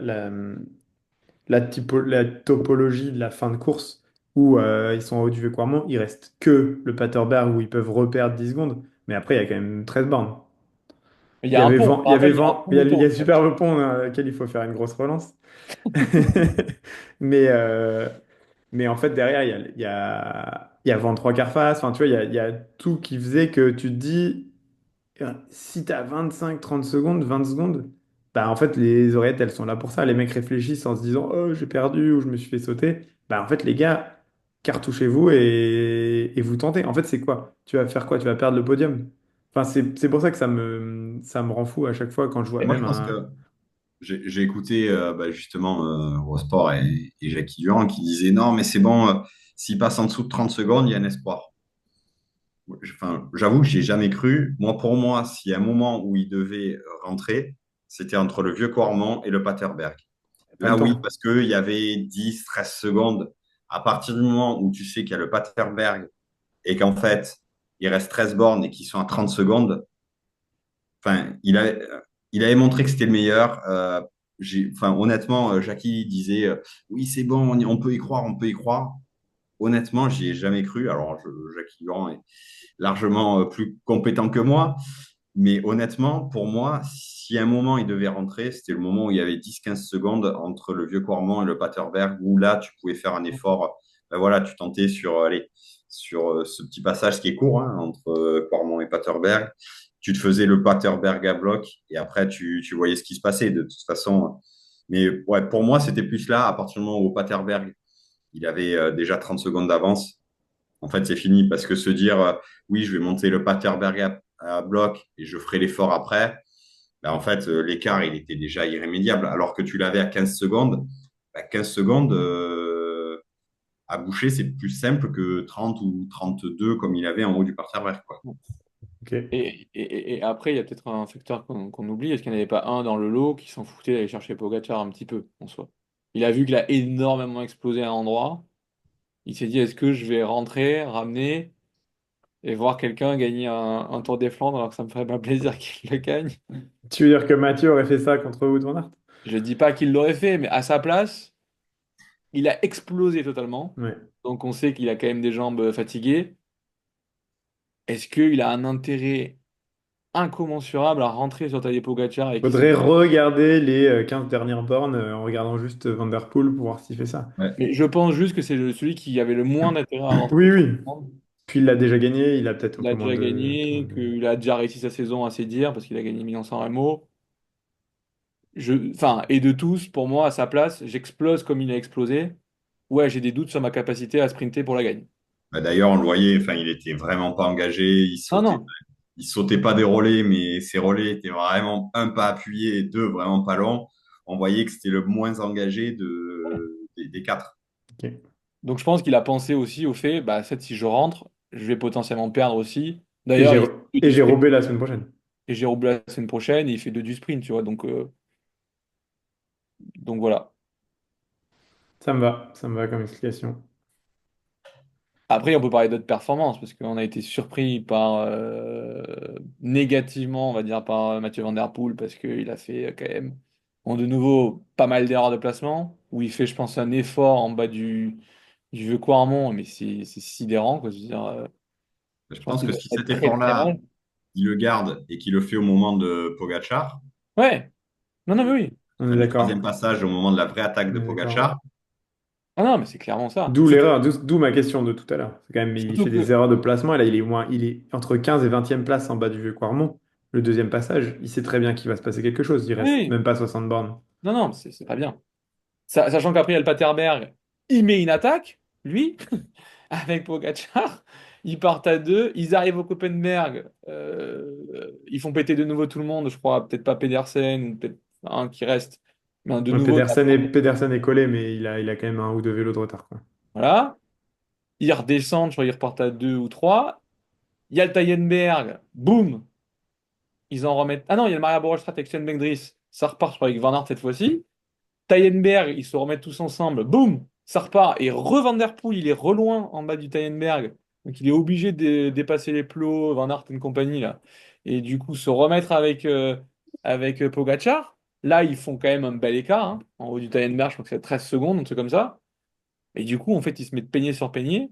Il a un petit cran en dessous de Pogacar, je pense, de manière générale. Et avant, en plus, il a fait 1000 erreurs de placement qui fait qu'il fait des efforts beaucoup plus que ce qu'il doit faire. Plus la chute, voilà. Plus la maladie. Peut-être qu'il aurait dû parfois traîner avec les Van Aert et Pedersen et pas sauter sur à chaque fois que Pogacar attaquait. Déjà, être plus proche de Pogacar quand il attaque. Et de deux, peut-être pas sauter sur toutes les occasions de Pogacar. À sa décharge, Van Aert, pour le coup, il a été à peu près bien placé tout le temps. Quand il a pété, c'est parce qu'il était moins fort. Ah oui, oui, carrément. Justement, parce qu'il savait très bien, typiquement, dans l'attaque du vieux Cormont, c'est lui qui réagit en premier en voyant passer. Il est même parti avant. Oui, parce il a vu Vermeersch attaquer. Donc il s'est dit, c'est bon, c'est Pogacar qui part. Donc j'y vais, quoi. Ah non, non, non. Dans la deuxième, dans la première. Non, pas la première, parce que la première, c'est le peloton. Mais la deuxième, Oui, Vermeersch pardon, attaque, t'as compris. machin. Deuxième, Et la troisième. troisième, Van Aert anticipe et part un peu devant. Et là, Pogacar fait le lead-out tout le bas. Et puis, arrivé au pavé, il fait péter tout le monde. C'est Ouais. quand même assez lunaire de nouveau. je voudrais aussi qu'on parle de, du cyclisme français qui a brillé là pendant quelques. Heureusement qu'il y a eu un peu l'éclaircie à Milan-San Remo avec, mince, notre petit français de la Groupama FDJ qui est. Madouas? Non, justement, Ah non, Grégoire, Romain Grégoire, Romain pardon. Grégoire, voilà, Qui a merci. tenu Romain une Grégoire Ah étape. qui a oui, ok. réussi. Je trouve que c'est un peu l'éclaircie, mais sinon, enfin, il n'y a pas un Français qui est capable de jouer un top 15 dans une des classiques flandriennes. Ils ont fait 16 et 17, je crois, par Épintre et Pas Madouas. peintre, Madouas. Ouais, enfin, quand on nous vend C'est quand même- Madouas, alors j'aime bien Madouas, mais je pense que, enfin, tu vois, on nous le vend comme quelqu'un très fort, très monstrueux ou quoi. Le fait est que aujourd'hui, on est à des années-lumière. Euh, enfin, j'ai même pas vu un Français, hormis Romain Grégoire sur Milan-San Remo, sur une seule des courses, à un seul moment, ne serait-ce qu'essayer. Je pense que, enfin, voilà, des décathlons qui l'année dernière cassaient tout, là, cette année, on les voit pas. Et là, je sais même pas le premier, au moins. Pareil peintre. Ah oui, effectivement, pareil, Penn qui a fait une course en retard. Mais non, non, je voulais aussi voilà, souligner ça, le fait que ouais, je trouve que, je sais pas, je trouve qu'en ce moment, les Français, on n'est pas trop. Heureusement qu'on aime bien Mathieu Van Der Bah, Poel Mathieu est français, il a et, gagné Il est une et, français. course. et Pogacar. Heureusement que Mathieu Van Der Poel est un quart français parce que ou à moitié, on dira. Sinon, honnêtement, on n'aurait pas grand-chose à se mettre sous la dent. Et même les équipes françaises, effectivement, heureusement qu'il y a eu Stéphane Koum, parce qu'il n'y a aucune équipe française qui a ne serait-ce que pesé un minimum sur la course. Ah, C'est vrai qu'on n'arrive même pas à gagner la roue Tourangelle, alors j'avoue que ça fait mal, quoi. c'est l'Underdogs qui a gagné, c'est ça? Non, c'est un Uno X, un Ah oui, non, Norvégien. l'Underdogs, il a gagné, je sais plus quoi. Mais... Ouais. Pas Camembert ou un truc comme Ah, ça. il paraît Devant comment? deux Français, d'ailleurs. Non, Non, c'est là où il y avait quatre Français dans l'échappée. Ils ouais. étaient cinq. Il y avait quatre Français et un Belge. C'est le Belge qui a gagné. Ouais. Et les Français ont fait 2, 3, 4, 5. Ouais, mais l'Underdogs, il fait du cyclocross, donc on aime bien. Et il est dans une équipe française. Et dans une équipe française en Enfin, plus. Ah oui, non, mais... techniquement, Dans une équipe techniquement française. française, quoi. Non, non, mais après, je suis d'accord. Après, est-ce que c'est surprenant pour autant de ne pas se dire qu'il y avait un Français dans le top 15 Tour Non. des Flandres? Je pense que Madouas, malheureusement, j'ai l'impression que son heure de grande gloire est un peu passée. C'est trop court, le Tour des Flandres. Et puis, il pleuvait pas. Faut en Mais avoir roulé alors. ouais, ouais, ouais. Non, à C'est moins ça qu'on Roubaix, serait même à Madouas. ça va être. Je sais pas, à Roubaix, il n'y a plus pas un seul Français. Enfin, du tout, du tout, du tout, quoi. Ouais, encore. Enfin, non, c'est il y a encore. Bah, il y a Total ou pas? Parce qu'Alexis Brunel, il est en forme quand même. Il y a Total, je crois, par exemple. Non, mais d'accord, je veux bien qu'ils soient en Une forme. petite échappée, une petite Oui, échappée oui, voilà, matinale. exactement, qui va Il fait au. 200 bornes devant, il rattrape un petit groupe à la fin et puis il fait cinquième. C'est Paris-Roubaix, envisageable. c'est vrai qu'il y a toujours un Adrien Petit, des Ah, coureurs Adrien qui Petit est Ah, il tombé, a hein. Adrien abandonné. Petit a abandonné. Il a On, abandonné. met- on passe le bonjour à notre pote de Maubeuge qu'on a rencontré au Tour des Flandres, qui a annoncé à tout le monde qu'Adrien Petit avait abandonné. C'était un drame. Ouais, non. Pas sûr qu'il fasse Roubaix, le pauvre Petit, hein. Bah, après, dans les Flandriennes, maintenant, on nous dit d'attendre Paul Magnier. Donc, on va attendre quelques années Paul Bah, là, on Magnier. l'a bien attendu, hein. Il a fait 192e, mais Bref, mais il est jeune. Mais ouais, je vois pas d'avenir radieux sur les Flandriennes dans les prochaines années. Et est-ce que tu dis que Decathlon et dernière, ils ont marché? Est-ce qu'ils n'ont pas surmarché un peu Oui, non, on pourra revenir lors d'un prochain podcast. Je ouais. pense que quand tu auras peut-être un peu moins de courses intéressantes, mais on pourra Après, en ils ont plus Ben O'Connor quand même. Ça. C'est vrai qu'il marche. Il a fait une vis-main inverse. C'est-à-dire, il est parti dans une autre équipe et il a plongé, quoi. reparler. Et si, bah, dans les jeunes, on verra. Mais en vrai, ça arrive. Il y a Paul Sexas, Léo Oui, mais Visio, là, ils ont fait des bonnes perfs sur des courses de seconde zone pour l'instant. ouais, Mais il ouais, faut mais attends, on parle de qu'ils. Flandrienne. On est d'accord. Mais il a 18 ans, 18 et 20 ans. Ouais, mais t'as vu, enfin, ils ont pas des. Enfin, on verra, t'as Dis-moi raison. pour l'instant sur les Flandriennes, autant sur certaines courses, il y a Ayuso, il y a Del Toro, machin et tout. Ils ont 18-20 ans, on est d'accord. Sur les Flandriennes, il faut un petit peu de bouteille quand même. Oui, non, mais je veux dire juste que pour moi, ils n'ont pas le physique à aller gagner, même si le Paris-Roubaix ou quoi que ce soit. Bon, après, Pidcock a gagné le Paris-Roubaix jeune, je crois. Et Pogacar, c'est pas le plus costaud du peloton, mais il a quand même. Bon, on verra. Vas-y, Non, non, Anto. mais, sinon, pour revenir au sujet de base, ouais, la stratégie Visma, j'avoue, j'ai pas trop compris non plus. Alors, à un moment, c'est Wood qui, j'ai l'impression, se sacrifie pour Jorgensen. C'était peut-être au deuxième passage du vieux Cormont, je crois d'ailleurs, où c'est Wood qui mène tout le monde dans la roue. Bon, je me suis dit, OK, bon, il se sacrifie pour Jorgensen parce que justement, bah, Jorgensen était meilleur à travers la Flandre. Et puis finalement, après derrière, c'est Jorgensen et Benoît qui roulent pour Van Aert. Puis du coup, après, c'est Van Aert qui attaque. Mais alors qu'il faisait des efforts juste avant, enfin, j'avoue, j'ai l'impression qu'ils n'ont pas su trancher et qu'ils se sont dit, bon, bah, de toute façon, il y a deux leaders, vous faites votre course. Benoît, tu es là pour les épauler, peu importe en fonction de la course, tu verras qui c'est. Et en fait, j'ai l'impression qu'ils ont fait chacun leur course de l'autre côté, comme s'ils étaient. En fait, Van Aert ou Jorgensen auraient un maillot différent. Ouais. pour moi, ça n'aurait rien changé. C'est D'accord. voilà, ils ont clairement pas optimisé, je trouve, le potentiel. Après, je pense qu'effectivement, bah, Van Aert, on l'a dit tout à l'heure, était meilleur peut-être qu'attendu, mais un cran en dessous. Van Der Poel et Pogacar. Donc finalement, est-ce qu'il y a des regrets? Je ne sais pas. Mais en tout cas, il n'y a pas de regrets, tant mieux pour eux. Mais je pense que si les circonstances auraient été autres, je pense qu'ils auraient pu en avoir parce qu'ils n'ont pas couru. Ouais, j'ai l'impression que la stratégie d'équipe était encore aléatoire. Je pense qu'il peut avoir des regrets au moins sur le fait de ne pas faire podium. Ouais, mais bah, Bah, pour une ouais. équipe comme Visma, je suis désolé, pour une équipe comme Oui, oui, oui, Visma, carrément. ils visent au moins un podium sur Ouais, non, mais je suis l'événement. d'accord. Après, est-ce qu'avant la course, on aurait mis quelqu'un sur le podium de Visma? Je pense pas. Après, Moi, j'aurais peut-être mis Jorgensen quand même. Bah, Jorgensen, Qu'il est c'était quand pas même une grosse cote, hein. impressionnant. Il est impressionnant. ouais, bah moi je mettais le podium que j'ai eu, dans l'ordre pas forcément le même, mais le podium qui était là, pour moi, c'était les trois Ouais, meilleurs. Et puis, alors, voilà. je suis d'accord, mais pour le coup, il n'y a pas grand monde. Enfin, c'est pas un podium surprise non plus. Non, mais est-ce que Van Aert, enfin oui pour sa visibilité et Visma pour la visibilité et le podium, mais est-ce que ça change beaucoup de choses qu'il fasse 2, 3 ou 4? Non, non. Ah non, mais ça, je suis d'accord avec toi. Mais c'est pour ça que je dis, il n'y a pas eu de regret.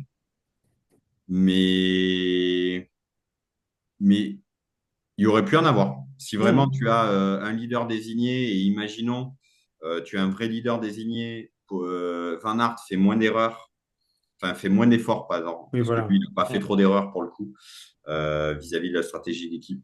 Voilà, fait moins d'efforts parce qu'à un moment, il a fait quand même de sacrés efforts. Si on regarde la course, à plusieurs moments, c'est lui qui mène tout le monde dans sa roue, notamment, je crois, de deuxième passage du Vieux Cormont. C'est lui qui fait l'effort pour tout le monde. Je pense que si vraiment il y avait eu peut-être Benoît et Jorgensen qui se seraient sacrifiés pour Van Aert, Complètement, complètement. Je suis peut-être que les d'accord 15 hein, pour avoir vu en bien le haut du replay. Cormont, entre le Cormont et Paterberg, pas après, parce qu'après on en a déjà débattu, mais entre les Ouais. deux, si vraiment tu as un Benoît ou un Jorgensen, tu lui dis écoute, tu te mets à 100%, tu t'en fous, de toute façon, après, quitte à abandonner, ou alors il te reste le Paterberg, tu le fais sur le petit plateau, bah, Ils peut-être en que ont ça aurait pas. pu changer les choses. Mais oui, Déjà sur le petit plateau, je pense. je suis d'accord avec toi, Anto. Surtout quand on voit la dernière attaque de Pogacar. Mathieu tient un petit peu la roue, mais il explose complet. Le seul qui est vraiment bien monté, c'est Van Aert. Il avait certes un temps de retard, mais tu vois, il avait 10-15 secondes en haut du vieux Quarmont Il y et avait il un avait la temps d'avance. capacité. Oui, oui, mais tu vois, non, bah, non.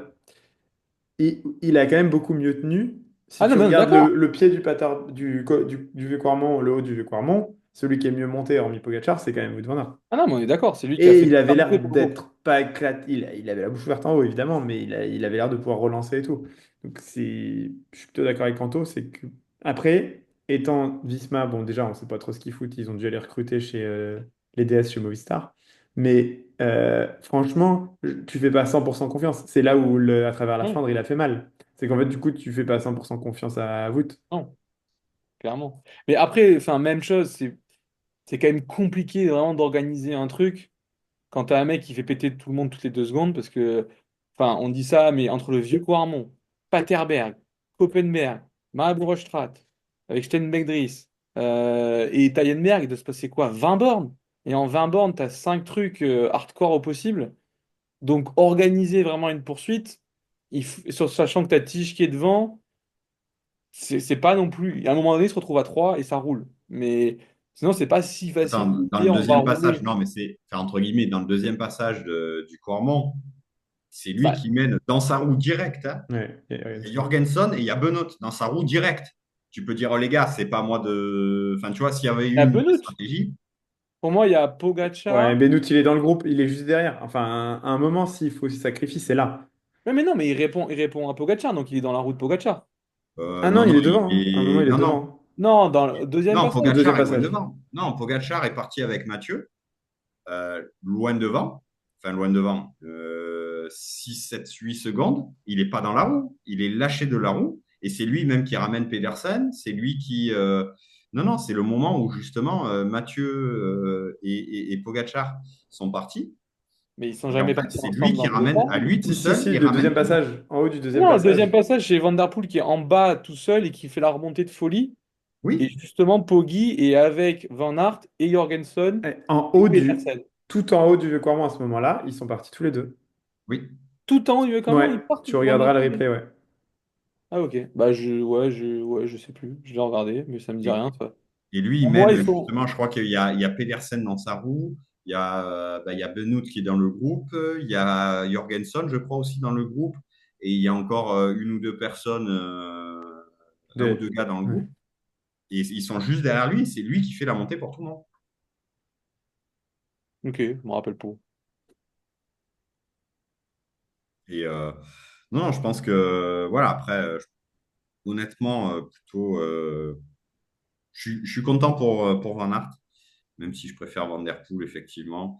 Je trouve que c'est quand même bien, voilà, c'est quand même bien qu'il soit revenu, qu'il ait montré qu'il soit revenu. Et, euh, et je pense que, ouais, effectivement, la tactique de Jumbo l'a peut-être pas optimisée euh, pour faire peut-être ce qui est peut-être son meilleur résultat. Je sais pas s'il a fait déjà mieux. Tu les Flandres? Des Flandres? Ouais. Et il a Bah, il a fait fait deux, deux. hein, Il a déjà fait deux, ouais. au sprint contre Mathieu. Il Ah, aurait pu sinon, ouais, je égaler. crois qu'à part ça, il a fait quatre à chaque fois, à peu près. Ça fait une belle transition vers notre course du week-end, une des plus belles de Paris-Roubaix. l'année, Paris-Roubaix. La plus belle de l'année, Une non. des plus belles de l'année, Ah, une des calme-toi, plus. calme-toi. Une des plus belles de l'année. Donc, les favoris, on les connaît, les mêmes, encore une fois. Pogacar et Mathieu. À quel niveau par rapport à l'un par rapport à l'autre? Est-ce que les Jumbo, Visma, Lease a Bike vont changer de stratégie? Est-ce que Pedersen, les Trek vont être vraiment là? Ça leur correspond peut-être un peu plus. Est-ce qu'un mec comme Ghana peut venir s'immiscer? Alors, du coup, déjà, la première truc, c'est que toi, les deux favoris, du coup, c'est les mêmes que Tour des Flandres, tu changes pas du tout. C'est les deux mêmes. J'en ai rajouté plus. J'ai pas dit mon top 3 pour l'instant. Dans les Pour cotes, en tout moi, cas, si tu veux qu'on parle de ça. pour moi, ça change. Enfin, faut pas oublier que l'année dernière, Van Der Poel a mis 3 minutes à tout le monde. Et que l'année d'avant, il a passé sa course à attaquer. Et les autres, Pedersen, Kung, Van Aert, quand même, enfin, ils ont tous roulé sauf Van Aert, parce que Van Aert ne roule pas, il faut bien se rappeler de ce moment-là. Il lâche l'attaque, je sais plus, avant la trouée, je crois, où ils font péter tout le monde avec la porte. Ils partent à ce groupe de 7 ou 8. La porte pète à la trouée parce qu'il a crevé. Et après, Van Aert joue toute sa course sur bah, il y a la porte derrière, je vais pas rouler avec vous. Bon, j'aurais bien aimé que la porte rentre, j'aurais bien aimé voir ce que Van Aert faisait derrière, s'il allait laisser gagner la porte. Mais c'est toute sa course, c'est ça. Il passe pas un relais, il attaque quand Degenkolb tombe. Mais sinon, enfin, pour moi, il a rien fait. Donc quand j'entends Van Aert était aussi fort que Mathieu Van Der Poel, je suis pas sûr parce que même quand Mathieu Van Der Poel faisait péter tout le monde et qu'il y avait que Van Aert ne passait pas. Il attendait que les autres rentrent. Je comprenais pas. Une fois que t'es à 7, tu joues la stratégie de il y a quelqu'un derrière, why not? T'es à 2, bah, tant pis, t'as plus de chances de gagner à 1 sur 2 que 2 sur 7. Donc vaut mieux partir avec Van Der Poel. Et pour moi, il l'a pas fait, c'est qu'il était moins bon. Donc pour moi, je vais mettre Van Der Poel numéro un en fonction de sa forme et des aléas de la course. Et Pogacar en 2. Mais je vois pas Pedersen ou Ghana ou qui que ce soit arriver pour autant à battre Mathieu Van Der Poel. Van- euh, Pour Pogacar, c'est un point d'interrogation. avoir aussi, juste je suis en train de réfléchir en même temps qu'on en parle, mais l'an dernier, le round 2 pour Mathieu, il avait été un tout petit peu plus facile. Ouais, apparemment, il s'était mis minable comme minable. Donc, il avait dit qu'il était. Enfin, à l'arrivée, il avait 120 ans sur les. Je pense pour moi, il y a un facteur qui va être déterminant, c'est clairement la météo. Parce que jusqu'à maintenant, il a fait beau, il faisait 25 degrés. Bon, dimanche, ils annoncent plus ou moins la pluie. Et je pense que s'il y a vraiment de la pluie, que les pavés sont mouillés, je pense que Pogacar sera en rang 2. Et je pense que quelqu'un comme Pedersen, qui répond plutôt bien à la pluie, euh, pourrait pour moi, alors peut-être pas battre Mathieu, mais en tout cas, serait devant Pogacar. Ouais. Si, je dis bien s'il pleut, sachant que Pogacar, lui, mine de rien, dans la tête, peu importe, on sait que ses managers ne souhaitaient pas qu'il fasse Paris-Roubaix parce que c'était trop dangereux. On sait que c'est lui qui a voulu le faire. S'il pleut Il et que ira c'est quand même? vraiment glissant, je pense que dans la tête, ça va pas tout à fait être la même. Il va peut-être moins s'engager qu'un Van Der Poel qui, de toute façon, a quasiment fini sa saison là. On va pas se mentir. Enfin, qu'est-ce qu'il a après? On sait que le Tour de France, il aime pas. Il a du Les mondiaux VTT, de mais bon, VTT. il a une marge. Enfin, je veux dire, il peut le faire sur une jambe. VTT, de toute façon, il va être champion du monde. Globalement, enfin, Van Der Poel a fini sa saison. Euh, donc, lui, il sera capable de s'engager à 100%, tandis qu'un Pogacar, à mon avis, s'il commence à pleuvoir, ça va être compliqué. Et dans ce cas-là, il faudra voir si même aussi, enfin, le côté technicité va aussi jouer. Je pense que typiquement, un Van Aert serait aujourd'hui désavantagé s'il pleuvait, parce qu'on sait que bah, vu les chutes qu'il a prises peu cher, je pense que dans la tête, enfin, j'aimerais vraiment pas être à sa place. Hein, vraiment, je pense que vraiment les deux chutes qu'il a prises, ça doit marquer. Je pense que s'il commence à pleuvoir et qu'il commence à glisser un petit peu, ça va lui rappeler des mauvais souvenirs. Mais je pense que, voilà, pour moi, l'élément déterminant va aussi être la météo. S'il fait beau, effectivement, je pense qu'un Pogacar pourra rivaliser avec un Van Der Poel. Euh, Si par contre il pleut, je pense que ça pourrait largement rebattre les cartes. Et avant de te laisser parler, Nico, juste, enfin, on est sûr de Pogacar. Enfin, pour moi, c'est un malade en fait. Donc, enfin, le mec, au Stradé, même Pitcock, il disait je freinais parce que il arrivait trop vite dans les virages. Donc, pour moi, il a pas peur, ce qui est négatif comme positif, hein. Et enfin, je le vois pas me se dire j'ai le Tour de France derrière, donc je prends pas. Enfin, il est allé au Stradé comme un fou furieux. C'est pas un monument, il a déjà gagné 2 fois. Ouais. Ouais, mais ce qui est différent d'Estrade, c'est que l'Estrade, ses managers, tu sais, enfin, c'est le karma. C'est-à-dire que l'Estrade, personne ne lui dit rien, fais-toi plaisir, vas-y, fais ta course. Là, c'est lui qui a imposé ce choix-là. Hmm. Pour peu il pleut, tu sais, ça va vite, souvent le karma de dire, bah tiens, j'ai voulu faire ça, je veux vous montrer que si, que là, et justement, j'ai pas encore gagné, je veux montrer que je suis meilleur que Van Der Poel. Mine de rien, il a peut-être un petit peu moins de marge et il va devoir être à 102%. Et c'est là où c'est à 102% que tu fais des erreurs. Quand tu es à 60%, Ah oui, oui. bah, tu tombes pas. C'est la Quand tu es première à fois qu'il fait Roubaix. Hein. 102%, C'est la première fois qu'il fait Roubaix et il y a une toute petite marge de. Moi, je suis pas sûr à 100% qu'il le laisse faire, hein, en vrai. Si bah, vraiment il voit qu'il pleut et que c'est dangereux, bah ouais, mais mec, t'imagines les enjeux qu'il y a derrière, pour le coup? Enfin, Roubaix, c'est mignon, mais Roubaix, il le fera dans 2 3 ans, quand il aura 4 5 Tours de France. moi, je suis Alors, Gianetti. Giannetti. Ouais, Ouais. Mauro Gianetti, je regarde la météo le matin. Mm. S'il pleut, je lui dis, écoute, t'es bien gentil, mais derrière, il y a des sponsors qui mettent 15 ou Ça, 20 millions d'euros pour que tu gagnes le Tour de France. Parce que enfin, les Émiratis, Paris-Roubaix, je pense qu'ils savent ah, même pas ce que c'est. ça reste une des plus grosses courses du monde, hormis sur un jour en tout cas, Et à bah, après, l'international. enfin, Je pense pas que les mecs mettent 15 millions d'euros Oui, pour que ça a pas les Pogacar mêmes gagne enjeux. le Paris-Roubaix. et après, enfin, on parle pas d'une société, hein. On parle des Émirats. Donc, enfin, je pense pas que 15 millions d'euros, ça les. Je dis 15 millions, je sais pas, mais Ouais, moi C'est aussi. beaucoup plus parce que 15 millions, c'est la moitié du. Enfin, Ouais, non, mais ce que je veux dire, c'est 2 fois le que salaire de Pogacar. faut se dire aussi que c'est pas une société qui compte ses sous, quoi. C'est des gens où. Ju- Oui, mais justement, en termes d'image, enfin, le tour, c'est 3 semaines. Enfin, on va pas faire un débat sur le soft power par le sport, mais On pourrait.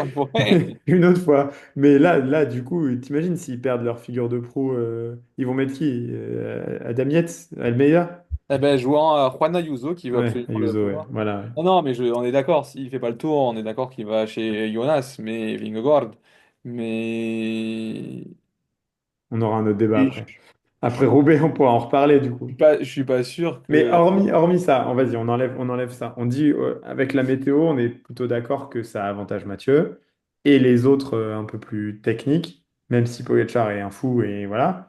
Est-ce que, hormis les deux, on peut faire une pause? Est-ce qu'il y en a d'autres qui peuvent vraiment les inquiéter ou pas du tout? Hormis grosse stratégie d'équipe Quelle et équipe? bah, Trek, ils ont quand même Ils ont des. Milan et Pedersen. Ouais, mais ils sont quand même costauds. Il y a Stuyven. Enfin, ils ont quand même une équipe où tu peux te dire ils peuvent jouer un truc en équipe. Et Visma, pareil. Mais malgré tout, j'arrive pas à y croire qu'ils soient capables Parce de. que à eux, ils n'ont pas une grosse équipe. Si, si, ils ont une très grosse équipe. Mais de toute façon, en fait, Pogacar attaquera probablement tout le monde, de un.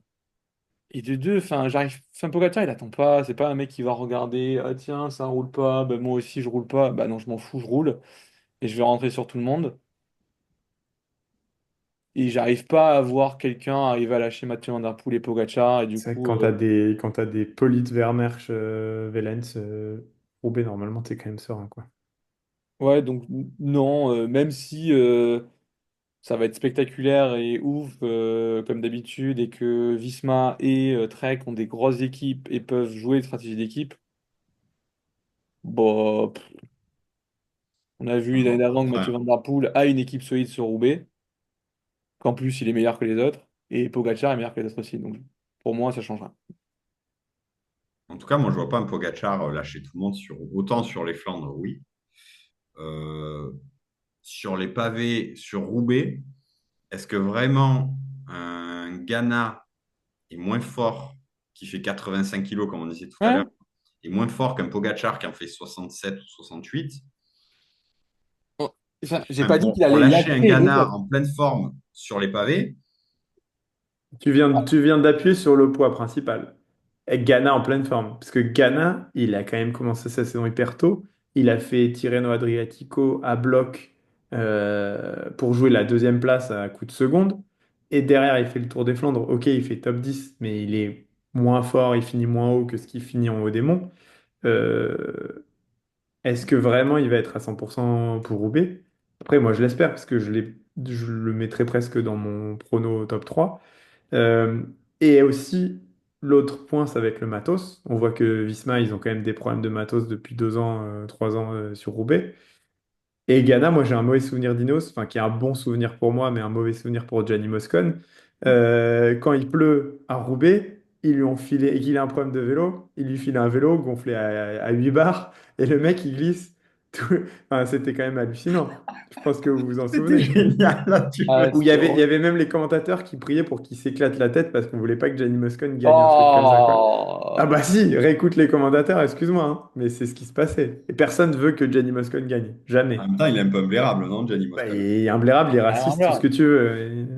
Bref, encore un autre débat. Mais non, mais du coup, je veux dire, Ineos, ils ont ça pourra appris. par le sport, Et Luc. Ineos, ils ont d'autres, ils ont d'autres atouts. Tu vois, je sais pas s'il y aura Sheffield, je sais pas s'il y aura Tarling et tout, mais c'est des énormes rouleurs, c'est des mecs, peut-être techniquement, ils sont un peu en dessous, mais ça peut aussi faire la différence, quoi.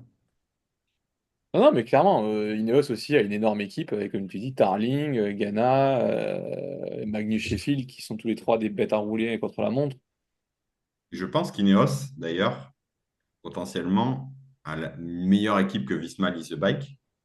Peut-être pas que la Lidl Trek, mais que la Visma Lease the Bike, Vu qu'il parce appuie que la bon, porte, oui. Jorgensen, Il il y est un va, peu Jorgensen? léger. Je sais même pas s'il y va, ouais. Mais même s'il y est, il est un peu léger. Benoît, il est un peu léger. Enfin, je ne sais pas qu'ils ont en gros rouleur qui peut, maintenant qu'il n'y a plus la porte, Ils ont effectivement. perdu les deux Van Dijk et ils ont plus la porte. Donc, Donc, je ne vois pas Copenhague. aujourd'hui la Visma Lease the Bike, hormis Van Aert, Ah si, ils mais ont l'allemand, là, Niklas Behrens. Après, je sais pas ce que ça vaut, ouais, mais... ouais, bah voilà, mais bon, c'est pas le niveau des Ineos, pour le coup, je suis désolé, hein. Ah non, on est d'accord. Ineos ou les Lidl avec Steven, Milan, un Pedersen, enfin, je veux dire, sur les 8, on a déjà 3 qui sont au moins dans les outsiders. Et 2 des 3 peuvent même être dans les favoris. Donc, Hmm. Ouais. Et du et c'est coup? vrai que Du Donc, coup, on passe au prono, c'est ça que tu veux mais dire, non, mais en Larouche. fait, du coup, oui, on en Larouche, parle, il y a plein de Larouche, on sait trucs. pourquoi tu veux terminer le podcast. On sait pourquoi tu veux terminer, on Non, mais va c'est pas terminer. une question de C'est terminer, pas c'est un qu'en problème. fait, ouais, il y a X, Y, Z, mais j'ai l'impression qu'on revient tout le temps aux deux mêmes qui sont au-dessus du lot. Et même Ghana, enfin, on dit ouais, sur les pavés, blabla. Enfin, déjà, on voit qu'il est moins bon techniquement. Et je sais pas, il a déjà fait Roubaix, il me semble, Ghana, et je j'ai pas un souvenir qu'il ait été si bien placé que ça. Donc, oui, il y a Ghana. Pedersen, ça fait 2 ans qu'il prend branlé par Mathieu Van Der Poel. J'ai l'impression que Mathieu Van Der Poel a encore passé un mini cap. Van Aert, bon, il y a toujours cette légende de en 2023, s'il n'avait pas crevé, s'il n'avait pas attaqué alors que Degenkolb était en train de se ramasser, s'il avait passé un relais pendant la course aussi, peut-être que ça aurait été différent. Mais pour moi, on va toujours revenir aux deux mêmes. Il y en a un qui a moins intérêt à prendre des risques que l'autre, mais qui a un zinzin. Et il y a Mathieu Van Der Poel qui est hyper bon techniquement et hyper fort, et que ça fait 2 ans que il est au-dessus du lot dans la course. Et en plus, il a une équipe qui est quand même plutôt bonne, parce qu'il y a Philipsen, qu'on oublie, qui a fait 2 fois deuxième, C'est vrai qu'on parle pas de suite. et Vermeersch, qui fait 2 fois top 10 de mémoire. Et Donc, qui sera pas convenu par les circonstances météorologiques, quoi. aussi, et je sais pas s'ils font venir ma petite merveille de Le Tibor, nouveau, on n'en a pas parlé. Roller Grosso, On en parlera une autre fois, je pense qu'il y a, il y a 1 heure à faire sur lui. mais bon, bien sûr entendu, on est fan, en tant que fan de cyclocross, de Tibor. Donc, ouais, je sais pas. Moi, je vois pas d'autre alternative que une Du victoire dans coup, on est parti pour les pronos. Vas-y, Hugo, tu nous donnes ton prono. bah, je vais mettre Mathieu Van Der Poel en un. Je vais mettre, je pense, Matt Pedersen en 2 et Tadej Pogacar en 3. Alors, qui prend branlé sur branlé? Ok. Mais j'ai pas dit qu'il allait terminer à 2 secondes de Mathieu Van Der Poel. J'ai dit ils vont arriver probablement dans un groupe et qu'il battra tout le monde au sprint parce qu'on le voit à chaque fois. L'année dernière sur le Grand Game, il tape Mathieu. Là, sur les Flandres, il tape Mathieu. On sait très bien qu'au sprint, je pense que c'est le meilleur de tous. À part s'il y a Milan, mais je crois pas à Milan. Donc, Ça voilà. va. Anto, c'est ton avis, hein, Anto? Il va nous sortir une dinguerie, je suis prêt. Non, non, mais je me Madouas, dis, peut-être. Parce que non, Nils Pollitt. non. Ouais, cette année, je me dis, je vois bien un petit groupe de 4-5 se disputer la victoire. Et dans ces 4-5, je vois, ben, sans surprise, un Pedersen, un Mathieu, un Wout, Tadej Pogacar et tu vois un cinquième. Je, ouais, je pense qu'il peut y avoir un cinquième, un Ghana, mais effectivement, je pense qu'il est un peu sur la fin ou un Tarling, un Ineos, comme on disait tout à l'heure, des gros rouleurs. Et je me dis, est-ce que ça donc peut pas pas être. Philipsen, quoi. S'il y a 5, tu mets pas Philipsen dans le groupe. Enfin, tu me diras, Ouais, je l'ai pas mis sur le podium non plus, mais. je Moi, je vois pas pense que qu'il. si ça roule comme Anto y pense, Philipsen, il sautera, hein. Ouais. Je pense que, voilà, moi, ma vision, c'est Pogacar va essayer de lâcher. Il va arriver à lâcher 90% voire 99% du peloton. Mais je ne le vois pas lâcher un Pedersen qui fait 15 kilos de plus, enfin un Tarling qui est un peu plus en forme que Ghana peut-être, qui fait 15 kilos de plus, un Van Der Poel. À un moment, le poids, ça compte. Euh, et c'est pour ça que je me dis, et après, est-ce que vraiment ça va s'attaquer ou pas? Je sais pas. Mais ouais, c'est pour ça. Allez, je tente un Pedersen 1. Vous l'avez entendu, c'est pas moi qui l'ai dit en Ouais, premier, j'allais hein. dire, C'est Nico, pas il moi doit qui l'ai être dit en en premier, hein. furie. Je dis Pedersen 1. Après, je dis. Allez, Mathieu et Wout. Et Pogacar, je le mets 4 ou 5, c'est-à-dire s'il se fait. Il est dans le groupe de tête, mais pas forcément là dans le sprint final. Monsieur Pigelet. Je vous fais le scénario, d'accord? D'abord, comme Anto. Moi, je vois un groupe pareil, je vois un groupe de 3 4 mecs, mais derrière Mathieu, qui sera parti tout seul, comme il a fait les autres années. Du coup, Mathieu devant, Pedersen qui règle le groupe, évidemment, et Ghana qui fait 3. Parce que Presque pareil. c'est. Comment? Il y en a presque pareil avec toi. Alors que tu as mis Pogacar. Moi, je pense que Poggi, soit il est dans le groupe derrière, soit il se sera fait sauter avant pour des Donc tu raisons penses qu'il fait de. même pas la course, toi. Donc Bah, en vrai, on verra, on verra, on verra. Je me plante potentiellement hein, complètement, mais si les conditions sont vraiment très très mauvaises, encore une fois, risque-bénéfice, il a tellement de trucs à perdre pour le reste de la saison. Lui, il a 26 ans, il n'a jamais Dans gagné, il deux a ans, il le encore le gagne. temps, tu vois. Et en plus, dans 2 ans, il peut prendre de 5 kilos pour le gagner. Donc voilà, moi je me dis qu'il a. En fait, c'est aussi, on parlait de mental et de à quel point tu t'accroches et dans des conditions difficiles et tout. Je pense que peut-être Pogacar, il aura un tout petit peu plus les mains sur le frein que d'habitude, parce qu'il aura aussi dans l'oreillette les mecs qui vont lui gueuler dessus pour qu'il fasse gaffe, quoi. Ouais. C'est vrai que c'est un des seuls qui peut se le permettre. C'est sûr. Ok, voilà pour moi. On est bon? ouais, on est Il n'y a bon. plus qu'à? Il n'y a plus qu'à? Il n'y a On plus qu'à rappelle que attendre samedi, il y a le Tour de dimanche. Crossport. Ah oui. Il y a le Eh marathon de ben, Paris avec Anto. on souhaite, ouais, c'est ça, on souhaite un beau week-end sportif à tout le monde, ah bah, du coup, à part moi. Anto sur le marathon de Paris, Barbouche sur le 140 de Paris-Roubaix. Vu ce que tu as montré sur les pavés, c'est pas mal. Vu que c'est plat, tu as une petite chance de bien t'en sortir. Exactement. Parce que bon, le reste, on a vu dès que ça montait, c'était pas pareil.